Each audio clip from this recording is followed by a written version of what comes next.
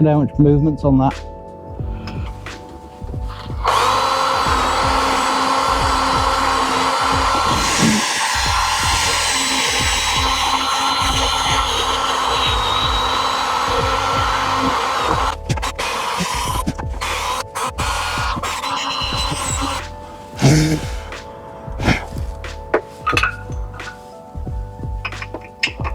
Yeah, that's absolutely not.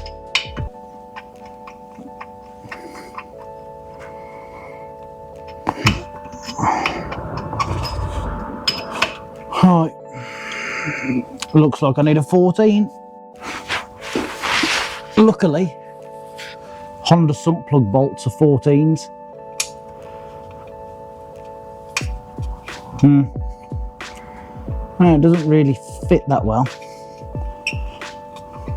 considering a 12 doesn't. I sort of want to give it a little tap, see if it'll go in. It's very clear that this has not been done in a while.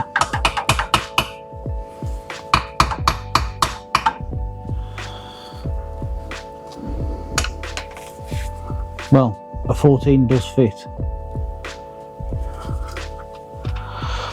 Guess who needs a 14mm Allen key bit and doesn't own one?